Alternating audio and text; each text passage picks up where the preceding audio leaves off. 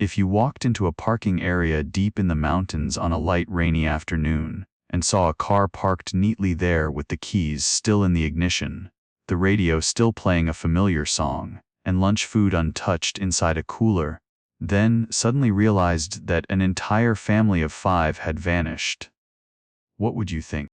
There are no signs of haste, no chaos, no footprints leading into the forest, only an eerie, unnatural silence. Would you assume they wandered into the woods and got lost? Or that something happened so quickly it left no trace behind? Or worse, that something unseen quietly erased their presence altogether? In 1985, in Laurel Ridge, West Virginia, this was exactly the scene rescue teams were confronted with. A family had left home for what was supposed to be an ordinary weekend trip. A careful father, a loving mother, 3 children still filled with the bright excitement of youth. They left no goodbye behind, no warning signs, only a single car.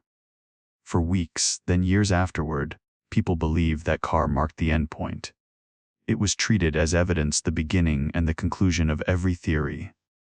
Yet there was one question no one asked for more than 3 decades.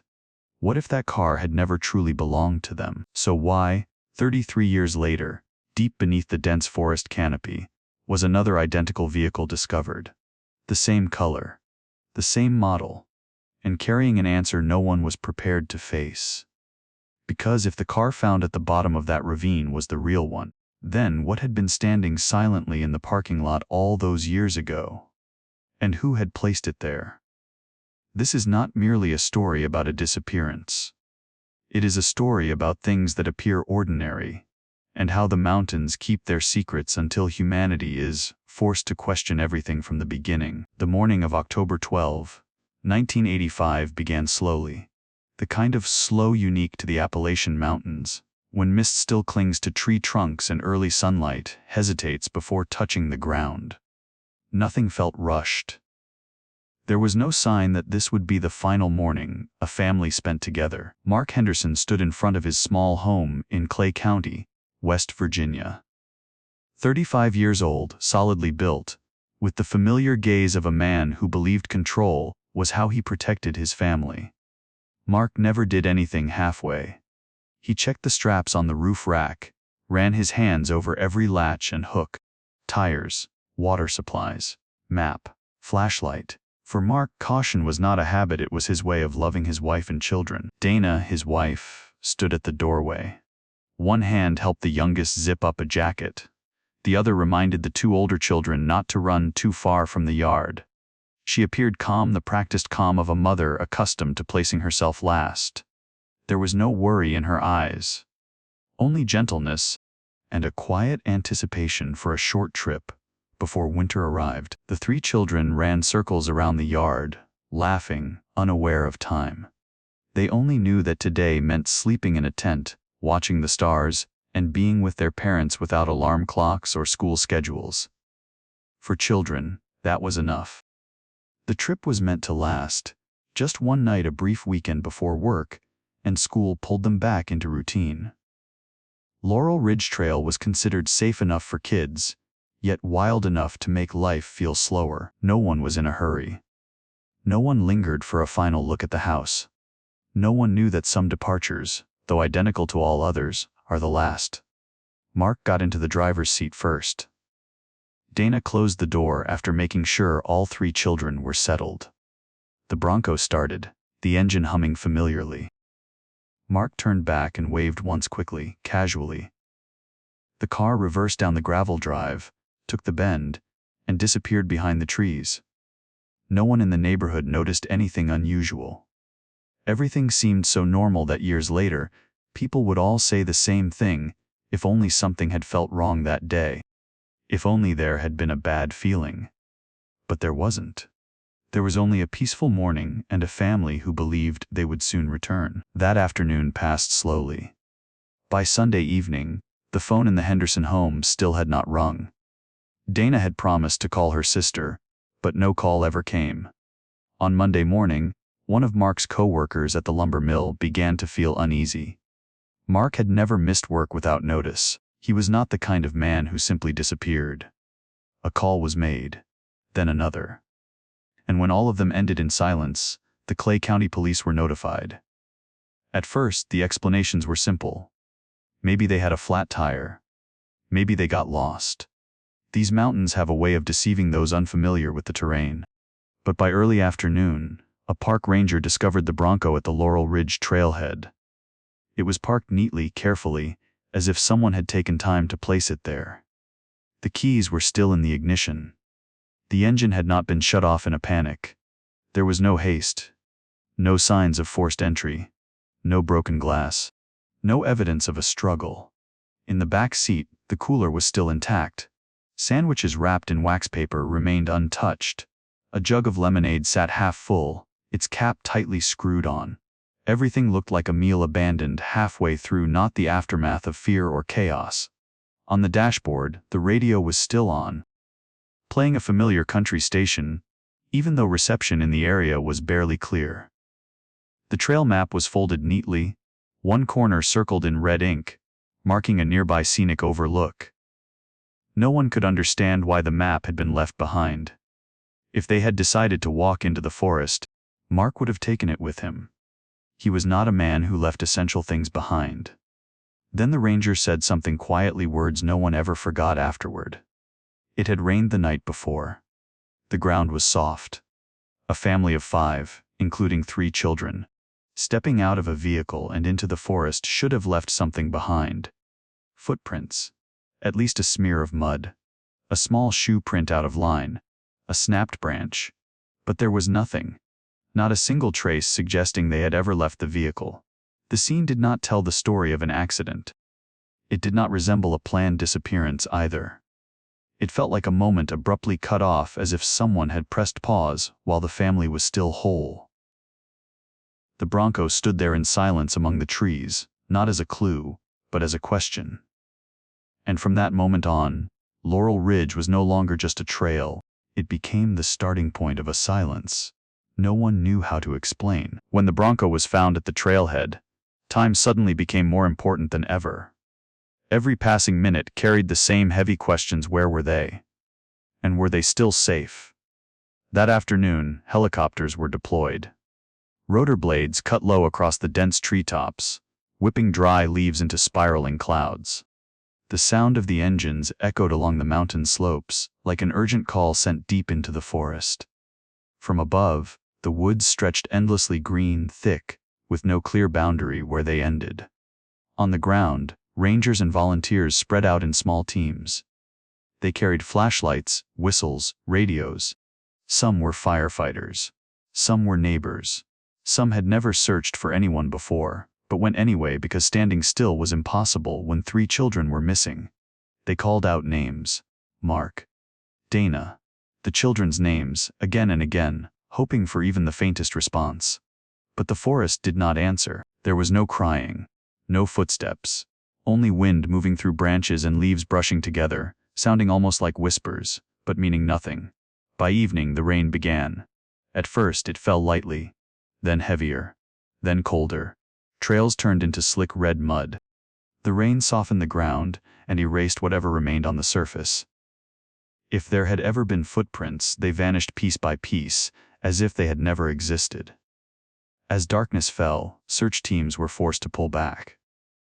No one wanted to say it aloud, but everyone understood in the Appalachian Mountains. Night is not the same as day. Temperatures can drop quickly. Fog sinks low. Even a few meters can become a wall of blindness. That night, many people did not sleep. They stood beneath the awning of the fire station, listening to rain drum against the metal roof. Some stared toward the forest, as if by looking long enough, someone might emerge. By morning, the rain had not fully stopped. The ground felt heavy. The air was colder. And hope, though not extinguished, had begun to thin. The first day of searching ended without a single new lead. No one said it out loud, but everyone felt the same thing: time was on the side of the forest, not the people. On the 3rd morning, while mist still clung heavily to the low branches, Kylene units were brought to Laurel Ridge. For many, this moment renewed hope. When human eyes fail, people believe scent remains. The dogs were led to the Bronco. They lowered their heads and inhaled deeply, slowly, as if memorizing something fragile, the smell of clothing, of skin, of a family that had not been gone very long. Then they moved. From the trailhead, straight into the woods. At first, everything seemed normal. Leashes tightened. Steps were purposeful. The handlers exchanged quiet nods. They had seen this before, a clear scent, a logical direction. But less than a mile in, everything changed. The dogs slowed, then stopped. Not the kind of pause that comes with a fading trail, where they circle and search, but a sudden halt, as if something stood in their way. One sat down. Another whimpered softly. Tails dropped. They refused to move forward another step. Handlers tried gently pulling, changing direction, returning to the vehicle and starting again. The result was the same. The scent led to one exact point and then vanished. It did not fade. It did not scatter. It simply ended. In his logbook, a ranger wrote a brief note: "Scent trail terminates abruptly." Those with experience knew what that meant. A family of 5 does not disappear like that. Even lost, injured, or panicked, something should remain: a thread of fabric, a smear of mud, a broken branch. But here the forest gave nothing back. Some stood silently, staring at the empty space ahead. No one spoke, but the same thought appeared in every face, as if the forest had swallowed the trail, not hidden it, but kept it. From that moment on, the atmosphere of the search changed. It no longer felt like following a path. It felt like standing before a void, where logic no longer worked the way it should. Laurel Ridge stood still. It did not resist. It did not explain. It was silent. And sometimes, that silence is what frightens people most. When the scent ended so abruptly, search teams were forced to widen the area. And that was when they moved closer to a place locals had long called by an uncomfortable name: Devil's Basin. It was not an official location on any tourist map, just what people here called a narrow, steep depression deep within the mountainside. A place few visited. Not because it was forbidden, but because of the unease that settled in whenever someone entered it. Veteran rangers slowed as they approached. They spoke little, exchanging only glances. Everyone had heard the stories that in Devil's Basin, sound does not travel normally, that voices are swallowed by rock walls and thick trees. As teams moved deeper, problems began. Radios crackled with harsh static. Voices broke apart, distorted, then vanished. At times, signals disappeared entirely, even though teams were only a few hundred meters apart. A ranger tried switching frequencies. Then another device. Nothing improved. Then came the compasses. Needles would not settle. They drifted, tilted, slowly rotating, as if searching for a direction they could not choose. Someone laughed, trying to lighten the mood. Maybe it was the rocks. Maybe the terrain. Familiar explanations. But standing deep in the forest, when the tools you rely on suddenly become meaningless, those explanations feel weak. The lower they went, the stranger the space felt. The air grew heavier. Sound seemed pulled inward. You could speak to someone beside you, yet your voice did not carry, as if the forest would not allow it to leave your mouth. One volunteer later said it felt like being underwater. Everything slowed, everything compressed, and the mind tightened in an inexplicable way. No trace of the Henderson family was found in Devil's Basin. No clothing, no belongings, no signs of struggle or accident. Only a dense, suffocating silence. And yet, that silence made many believe they were standing very close to something, not because of evidence, but instinct. The kind of feeling that arises only when entering a place that does not want to be seen. As the sun began to drop, teams withdrew. No one wanted to remain in Devil's Basin after dusk. And as they turned away, no one said it aloud, but everyone understood: there are places in these woods that do more than hide people, they render human tools useless. The search entered heavier days. Hope was still there, but it no longer burned brightly. It had thinned, like morning mist, fragile enough to disappear with the slightest wind. During a sweep near Devil's Basin, a ranger stopped and looked up. High among the branches was something that did not belong to the forest. Not leaves. Not vines, fabric. He climbed closer, his heart quickening with each step. A light blue piece of cloth, frayed at the edges, was caught on a branch far above head height. It hadn't just fallen. It hadn't been carried there by the wind. When it was carefully brought down and placed on a tarp, people gathered around in silence. There are moments when no one dares to say what they are thinking. Family photos were brought out for comparison. The jacket Dana had worn that morning. Same color, same fabric, same stitching. There was no longer any doubt. Dana had been here. The discovery carried two opposing emotions, a flicker of relief, because at last there was a real trace, and a deeper fear, because that trace explained nothing at all. Devil's Basin lay nearly 6 miles from the trailhead. Steep terrain, slick ground, dense forest. Even strong adults struggled to move quickly through it. So how could a mother have traveled that far, bringing 3 children with her? The next question was even more unsettling. Why was the fabric caught so high in the tree? It didn't look dragged. It didn't look like it had simply fallen from her body. It looked as if it had been thrown or pulled through a place no one could understand. Search teams carefully combed the surrounding area. They looked for signs of slipping, of falling, of any indication of an accident. There were none. No bones, no blood, no footprints. Only a single piece of clothing hanging quietly in the forest. From that moment on, the search was no longer about a family getting lost. It became something much larger. If Dana had reached this place, if the scent trail had ended near Devil's Basin, if the forest had swallowed every trace, then what had truly happened to them? No one said it aloud, but everyone felt it. This was not a simple case of a hiking trip gone wrong, and Laurel Ridge was holding far more than it allowed people to see. While Laurel Ridge held tightly to its silence, the town of Clay County below could not sit still. It was a small place where people recognized one another by the sound of cars passing their porches, where bad news traveled faster than wind, and worry was shared without words. When news of the Henderson family spread, the town slowed. Stores opened later. The church on Main Street stayed lit longer than usual. People brought food to the fire station, leaving hot coffee for those still searching the woods. In the evenings, the church bell rang, not for a wedding, not for a funeral, but for prayer. They sat close together on wooden pews. Some closed their eyes. Some held hands tightly. Others stared at the floor, as if afraid that if they looked up, hope might shatter.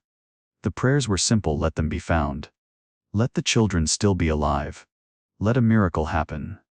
Outside, porch lights were turned on in front of nearly every house. No one coordinated it. Almost everyone simply did it. A small light so that if someone returned in the night, they would not step into darkness. Night followed night. The lights stayed on, but the calls never came. With each passing day, voices in town grew quieter. People began to speak softly, as if afraid of hurting something already fragile. Hope did not vanish all at once. It retreated slowly from certainty to longing, to a prayer that no one dared name. Some evenings, people stood on their porches and looked toward the mountains. The forest remained green, still, giving no sign that it had taken a family. And that, more than anything, was what hurt the most. The town was still there. The lights still glowed. The prayers were still whispered every night. Only the Henderson family did not return. And in that long waiting, people began to understand something difficult to accept sometimes. Even when an entire town prays together, hope can quietly fade like a lamp running out of oil, without making a sound. While porch lights continued to glow each night, there was one person who refused to let hope go dark. Her name was Lydia Crowell, Dana's younger sister. Lydia was 28 when her sister and the entire family disappeared. At an age when life usually stretches forward, Lydia was pulled backward into a moment with no escape, the moment the phone was never answered, the promise of a Sunday night call never fulfilled. At first, Lydia believed what everyone else did, that they were simply lost, that someone would find them cold and hungry, but alive. But as days passed, that belief eroded under the weight of silence. Lydia began appearing frequently at the police station. She brought maps, newspaper clippings, questions no one could answer. She wasn't always welcome. Officers were polite, patient, but exhausted. They had searched. They had done everything they could, and they had nothing new to offer. But Lydia could not stop. Because stopping meant accepting that Dana had vanished from the world, and Lydia was not ready for that. She began documenting everything, every phone call, every rumor, every lead, no matter how small others dismissed it. A notebook thickened over the years. Early pages were neat, handwriting careful. Later pages grew slanted and rushed, as if Lydia feared that if she didn't write immediately, hope would slip away. She drove herself to Laurel Ridge. Alone. Walked the paths Dana might have taken. Stood for long stretches where search teams once paused. Sometimes she simply listened not for voices, but for the silence itself. People in town began to look at Lydia differently. First with sympathy, then with discomfort, eventually with avoidance. To them, Lydia was a living shadow of a story they wanted to forget so they could keep living. But to Lydia, forgetting was not living. Forgetting was betrayal. In her notebook, certain lines were underlined again and again, small details overlooked, questions never fully investigated. Lydia didn't know it then, but those pages, those obsessive, seemingly hopeless thoughts would one day become the only bridge between the past and the truth, decades later. For now, Lydia knew only this: as long as she kept writing, kept asking, kept returning to that mountain, her sister and the children were not completely gone. Among the hundreds of pages Lydia filled, there was one detail so small it had been ignored for years. Yet it refused to leave her mind.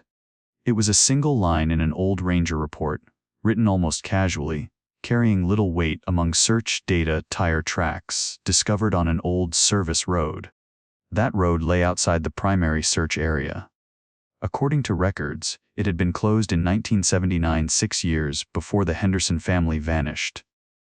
On paper, the road no longer existed, but the tire tracks did. The ranger noted that the tracks didn't appear old. They weren't eroded. They weren't covered in thick leaf litter. As if someone had driven through less than a year before. The report was never followed up. No team expanded the search in that direction. No one returned to investigate further. To most people, it was a stray detail. To Lydia, it felt like an unanswered question. Why would a road erased from maps still show fresh tire marks? Who had driven there? And why had no one thought it mattered? Lydia circled the line in her notebook, then circled it again. Every year, she reread it, hoping time might make it reveal something new. She searched out old maps, yellowed documents others considered useless. And there, she found the name Service Road, 19A. A narrow road once used by rangers and logging vehicles. It ran from near the trailhead, down the mountainside, toward the basin below. It wasn't built for tourists. It had no clear signage. And when it was closed, it was simply left for the forest to reclaim. Lydia began to ask a question no one else dared to raise. What if Mark had been looking at an old map? What if, in fog and low light, he mistook that road for part of the main trail? What would have happened next? It was not a comforting question. It promised no miracle, only regret, tight in the throat. Because if that road had been noticed sooner, if the tire tracks hadn't been ignored, if someone had gone back just one more time, then perhaps years of waiting would not have been necessary. But in the real world, truth does not always appear when we need it. Sometimes, it waits quietly in an old line of notes until the right person, and the right moment, arrive. 33 years passed, and Laurel Ridge slowly became a name fewer people spoke aloud. The forest remained. The slope stayed green.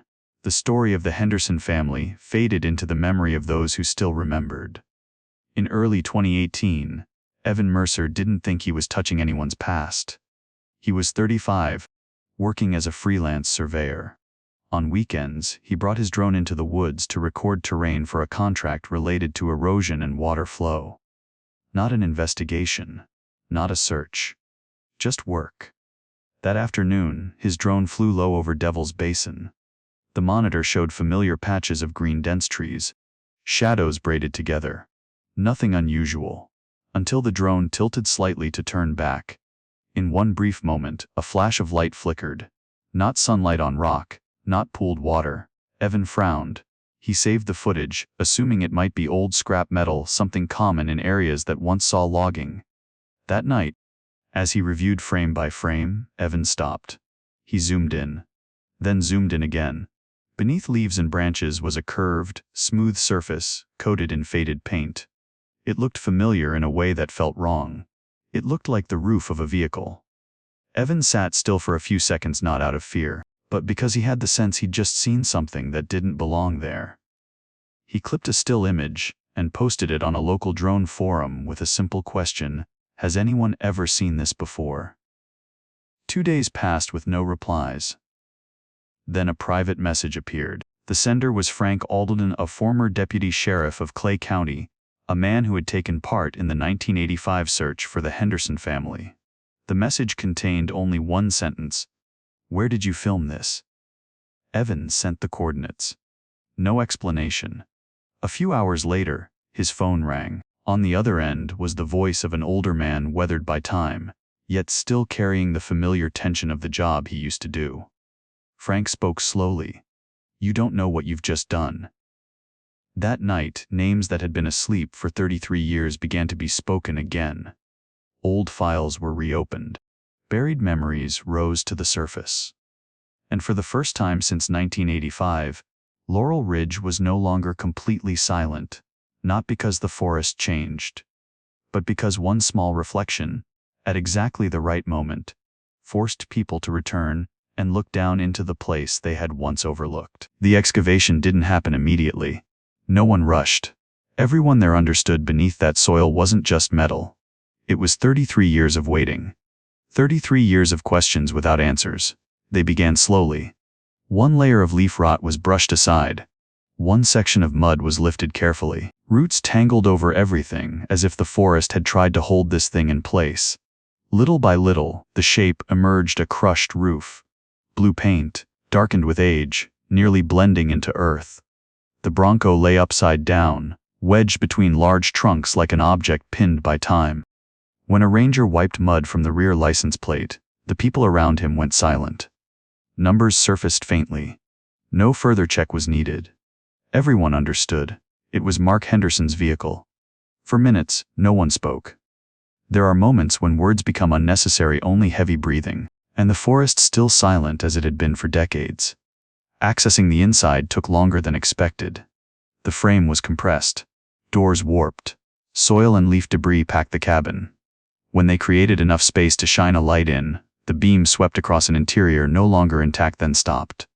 Inside, beneath compacted earth, were what remained of human beings.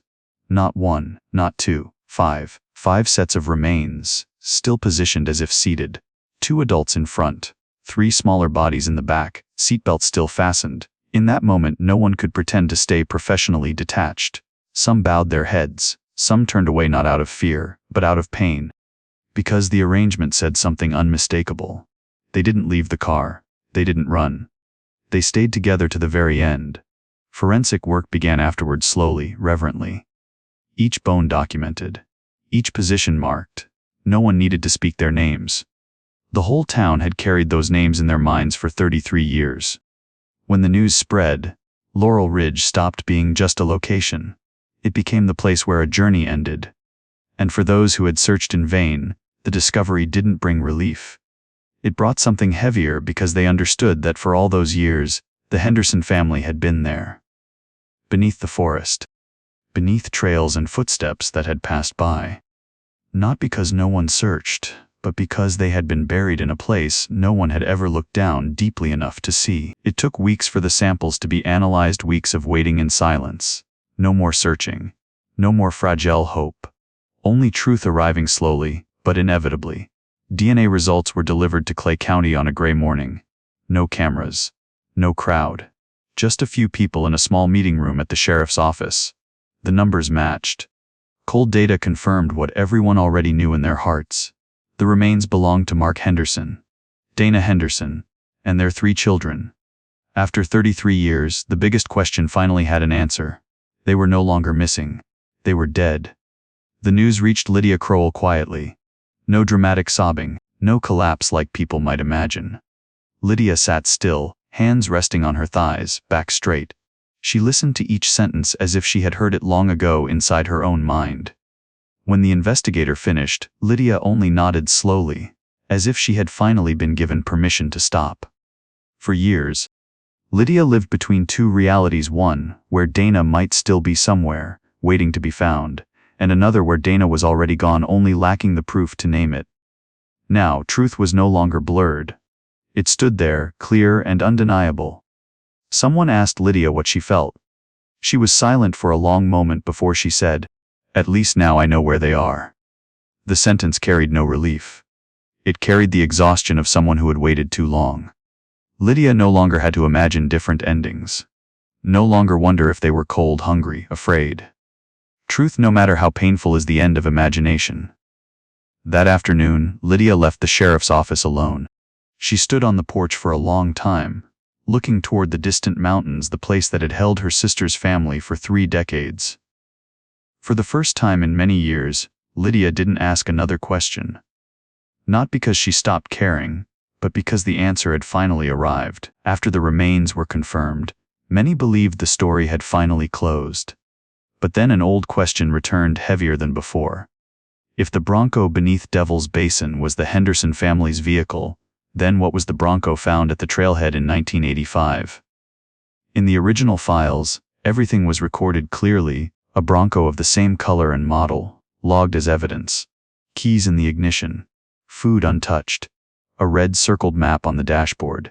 For years that vehicle was treated as the center of the case, the starting point for every search.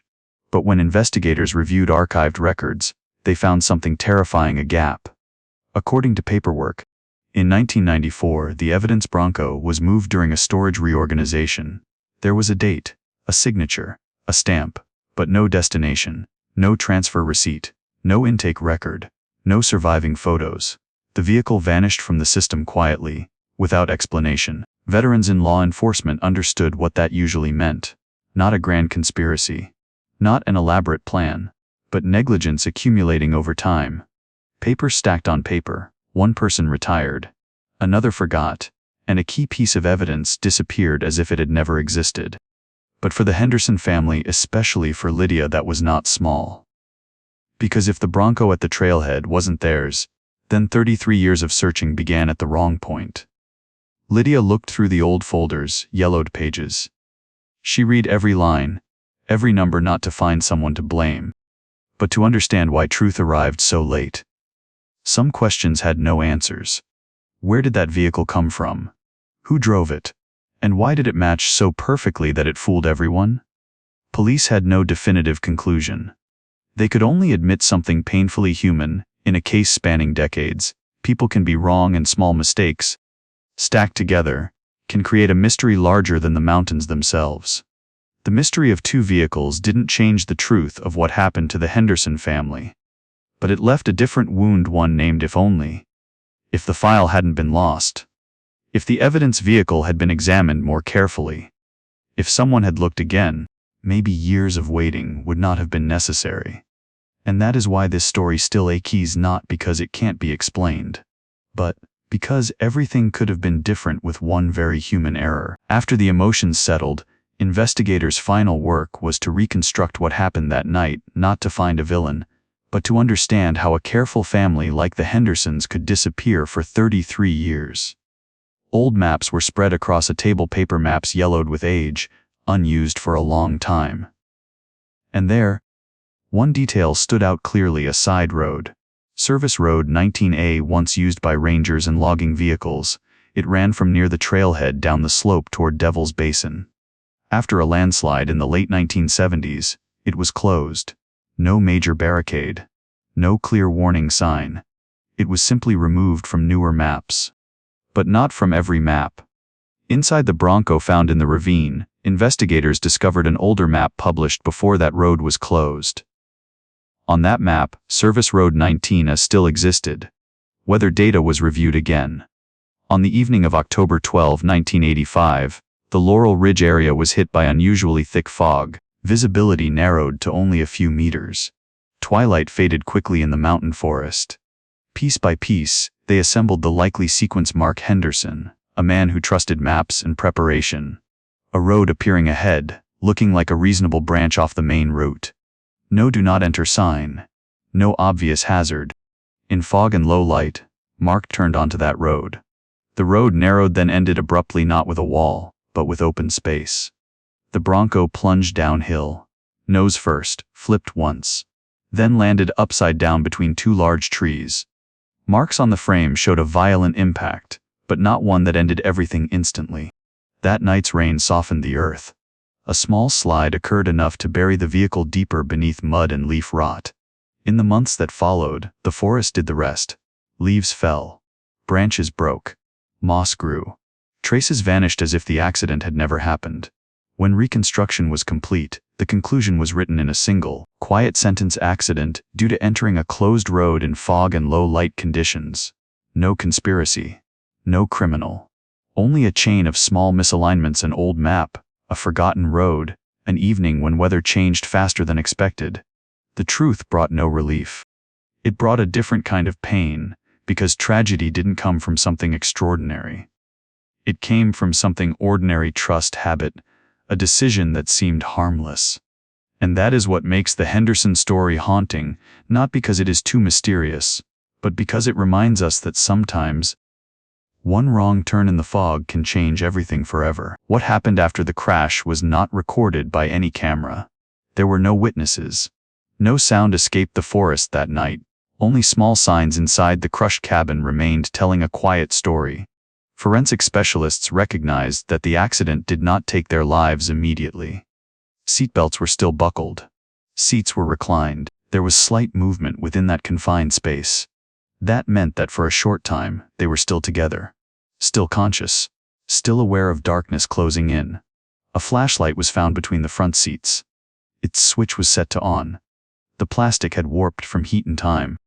That small light may have illuminated terrified faces, but it may also have offered a thin sense of safety, at least for the first few minutes. Wrappers from food were found torn into small pieces, not many, as if they tried to share what little they could.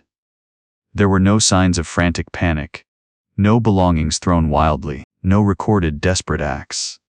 That detail silenced many people, because in such circumstances fear is natural. But what remained suggested something else. Perhaps Mark tried to calm the children. Perhaps Dana pulled them closer. Perhaps they told one another that daylight would come.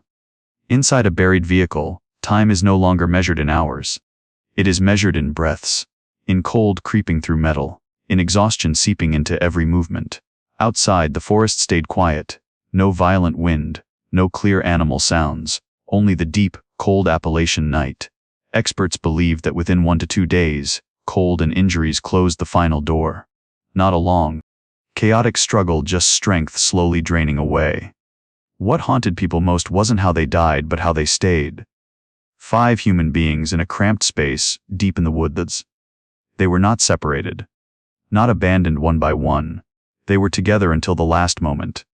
And sometimes, in a story made of loss, that is the only human thing left behind. When the Bronco was cleaned for final examination, investigators found one detail that did not belong to the Henderson family: an old plastic casing wedged beneath the driver's seat.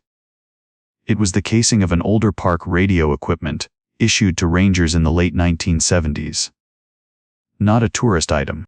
Not something a family would bring on a weekend camping trip. The serial number was faded. It couldn't be traced. The report noted it briefly: insufficient data to conclude. But that detail stayed in the minds of those who read the file, because it suggested a possibility. No one wanted to follow too far, that perhaps, on that forgotten road, the Henderson family was not completely alone. Or perhaps they simply picked up something without understanding what it was. No one knows for certain, and perhaps no one ever will. When all procedures ended, Laurel Ridge returned to its familiar quiet. The forest kept growing. Leaves kept falling. There was no large memorial. No warning sign, only people who had once searched, who now slowed their pace whenever they passed by. The funeral was simple. 5 coffins placed side by side. Family, friends, and a few who had walked the woods back then stood in silence. Lydia sat in the front row. In her hands was an old, yellowed poster, the one she had carried for decades. When the service ended, Lydia placed it among the flowers, then walked away while it was still daylight.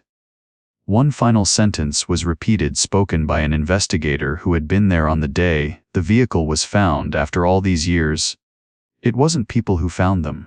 It was the mountain that allowed them to be found. The Henderson family story is not only a case file.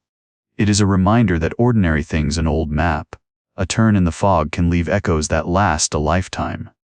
If you still think about the Bronco standing silently at the trailhead all those years ago, if you still think about the final hours inside the buried vehicle beneath the forest, leave your thoughts in the comments.